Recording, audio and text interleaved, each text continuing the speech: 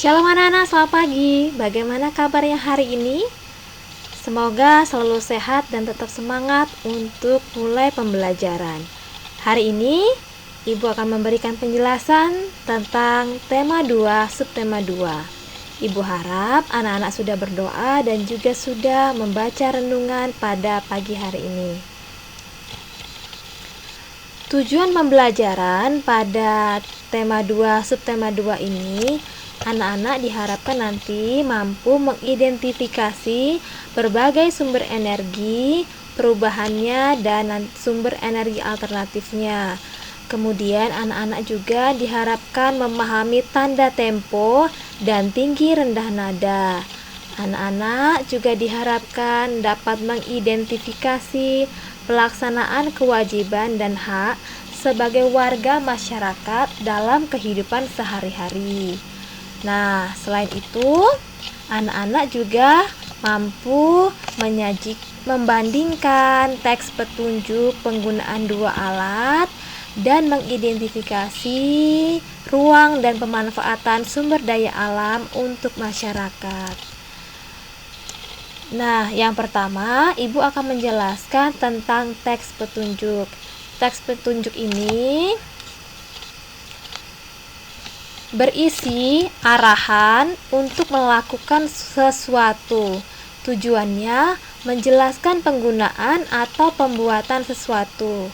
Dalam teks petunjuk, kalimat yang digunakan berupa kalimat perintah. Kemudian, hal-hal yang harus diperhatikan dalam pembuatan teks petunjuk adalah cara atau petunjuk disajikan secara berurutan, kemudian bahasa yang digunakan jelas dan mudah dipahami. Contoh teks petunjuk kali ini, petunjuk membuat kipas angin. Nah, yang pertama, siapkan kain. Ini adalah contoh kata atau kalimat perintah, siapkan kain. Nah, beberapa bilah bambu, kawat kecil, paku, lem kayu, dan gunting. Yang kedua, lubangilah. Ini juga merupakan kata perintah. Lubangilah semua bilah bambu di salah satu ujung. Yang ketiga, tumpuklah bilah bambu. Yang keempat, rentangkan bilah-bilah bambu di atas kain. 5. Guntinglah kain. Yang keenam, letakkan kain di atas rentangan bambu dan rekatkan dengan lem. Yang ketujuh, diamkan selama beberapa menit untuk mengeringkan lem dan kipas kain buatanmu siap digunakan. Nah, tadi anak-anak sudah mengenal tentang teks petunjuk. Teks petunjuk dapat disajikan dalam berbagai bentuk. Salah satunya poster. Poster adalah karya seni yang berisi gambar dan kalimat ajakan di atas kertas berukuran besar yang digantung atau ditempel. Poster menggunakan kata-kata singkat, padat, jelas, dan menarik. Adapun langkah-langkah untuk membuat poster, yang pertama, perhatikan warnanya. Warna yang digunakan berwarna cerah supaya menarik perhatian orang untuk membaca. Yang kedua, gambar atau tulisan dibuat sesuai tema dan ukuran poster. Yang ketiga, tulisan dibuat dengan kalimat efektif, singkat, dan jelas. Jadi kalimatnya tidak perlu panjang-panjang. Nah, setelah membuat poster, kemudian poster itu hendaknya dikampanyekan. Arti kampanye adalah menyampaikan poster kepada orang sekitar. Caranya, pertama, pahami dulu posternya, kemudian bicarakan isi poster dengan jelas dan efektif. Yang ketiga, sampaikan dengan bahasa yang baik. Nah, ini Ibu ada contoh poster tentang energi. Nah, anak-anak misalnya mengkampanyekan, berarti anak-anak membacakan poster ini. Ayo kita hemat energi, matikan lampu jika tidak digunakan. Nah, karena lagi masa pandemi, anak-anak bisa menyampaikannya lewat video.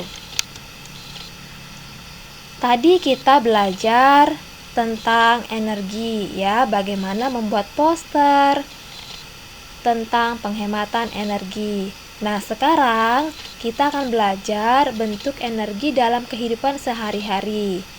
Nah, alat elektronik yang digunakan sehari-hari memanfaatkan perubahan bentuk energi. Contohnya, energi listrik menjadi energi panas. Contoh benda-bendanya energi listrik menjadi panas, misalnya rice cooker, kemudian setrika, kemudian oven listrik.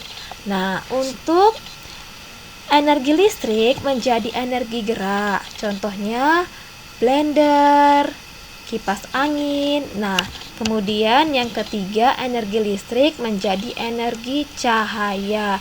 Contohnya lampu.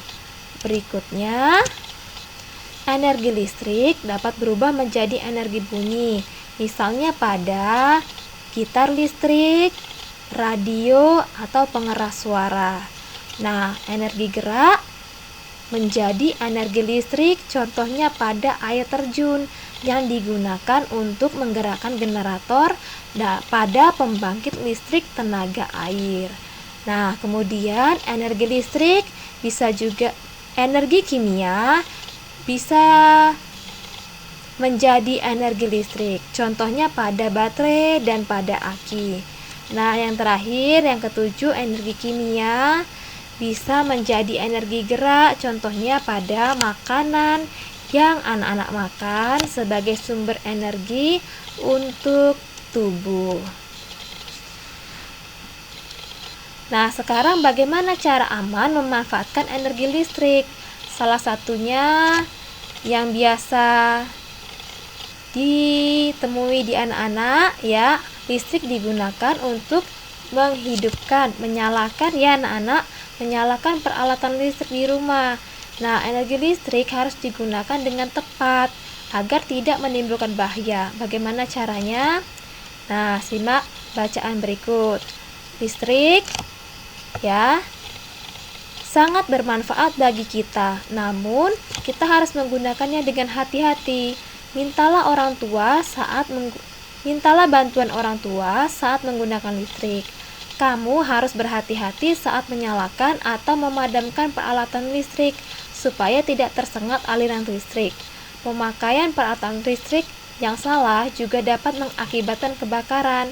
Nah, untuk mencegah hal tersebut, petunjuk penggunaan listrik yang aman: pertama, nyalakan atau mematikan peralatan listrik dalam kondisi tangan yang kering.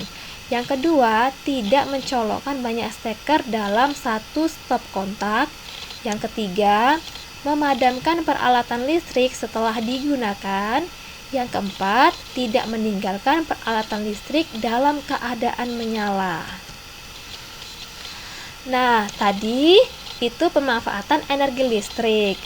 Yang bagian tadi nomor 7, makanan energi kimia bisa digunakan untuk menjadi energi, ini tadi ya, energi gerak. Nah, energi kimia bisa digunakan menjadi energi gerak.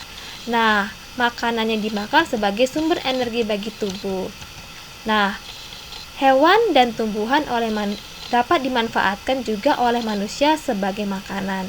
Tetapi bukan hanya sebagai makanan, hewan dan tumbuhan juga bisa dimanfaatkan untuk pakaian, obat-obatan, kerajinan, dan lain sebagainya. Nah, contoh pemanfaatan hewan oleh manusia misalnya kerbau yang digunakan tenaganya untuk membajak sawah, dagingnya bisa juga untuk dikonsumsi. Kemudian ini telur ayam bisa dikonsumsi. Kemudian ini hewan. Nah, ini hewan-hewan peliharaan ibu. Ini bisa sebagai hewan peliharaan. Nah, berikutnya contoh pemanfaatan tumbuhan oleh manusia. Misalnya ini pohon pisang dimanfaatkan pisangnya untuk dikonsumsi sebagai buah atau pisang goreng. Kemudian ini jahe dimanfaatkan untuk obat-obatan. Bunga dimanfaatkan sebagai tanaman hias. Di sini ada sayur-sayuran dimanfaatkan sebagai bahan makanan. Bisa juga tumbuhan digunakan untuk pembuatan kursi, kertas, kemudian perahu.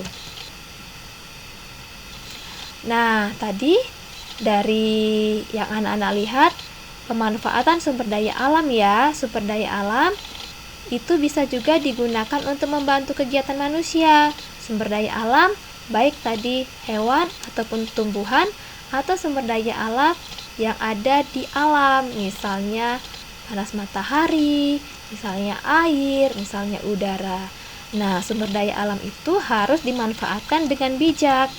Contohnya pada kegiatan pertanian padi, sumber daya alam yang dimanfaatkan adalah matahari untuk pertumbuhan padi, kemudian air untuk mengaliri lahan pertanian, tanah sebagai media tanam, udara sebagai sumber karbon dioksida untuk fotosintesis, kotoran hewan sebagai pupuk tanaman, kemudian kerbau bisa digunakan sebagai bahan makanan. Kemudian pada kegiatan pembuatan ikan asin, sumber daya alam apa yang digunakan? Kayu digunakan untuk membuat anyaman sebagai tempat pengering ikan. Kemudian garam digunakan untuk mengawetkan ikan asin. Panas matahari digunakan untuk mengeringkan ikan asin. Pada pembuatan pakaian, sumber daya alam yang digunakan adalah kapas sebagai bahan baku pembuatan kain, kemudian logam untuk membuat jarum, membuat gunting ya, kemudian plastik bisa digunakan untuk membuat kancing baju. Nah, pada kegiatan transportasi, sumber daya alam yang digunakan logam untuk pembuatan alat transportasi. Kemudian minyak bumi ini digunakan sebagai pembuatan bahan bakar. Nah, pada pembuatan patung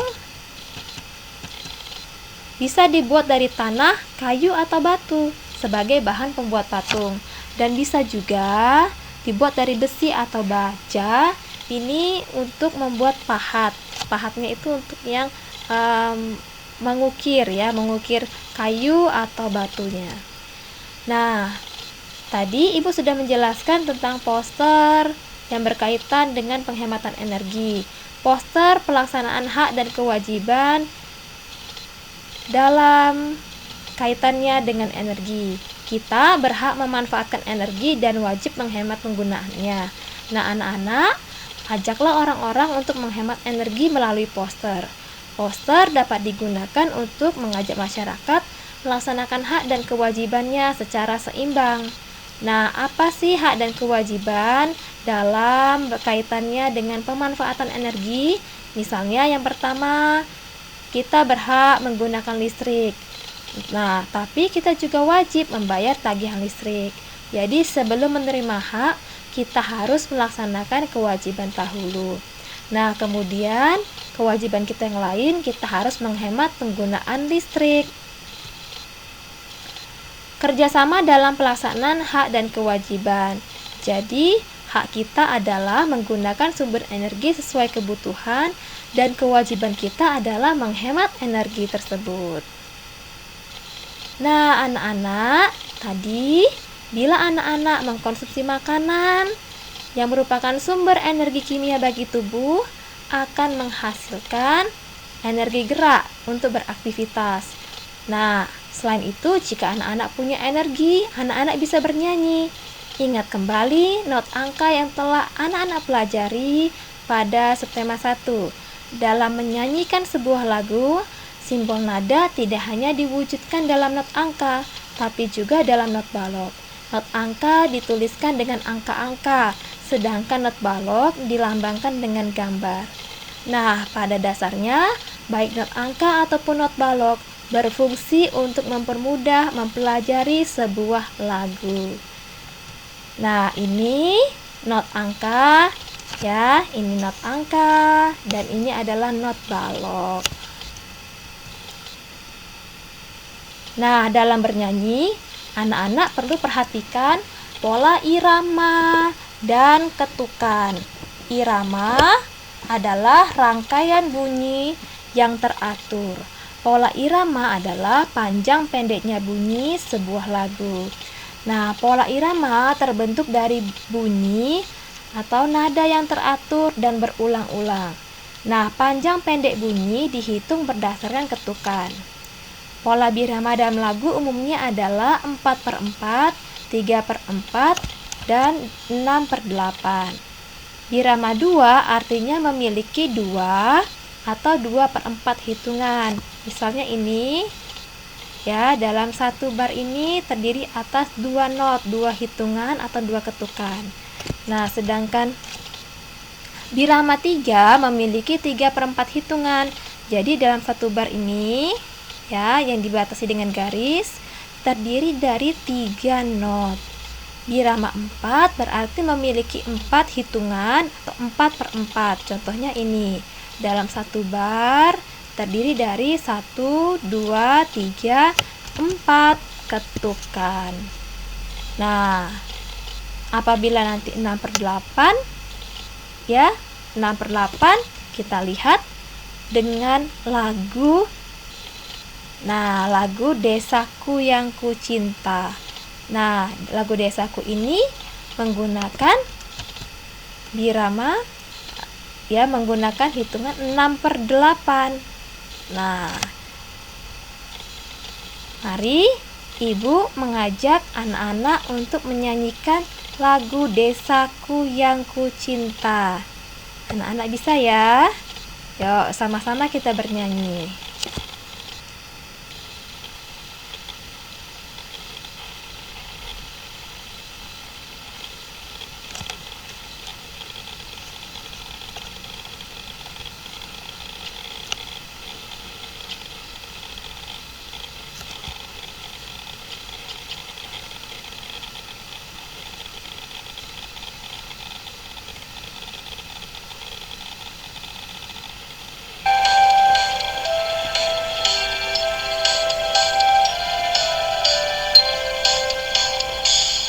Desaku yang ku cinta, pujaan hatiku,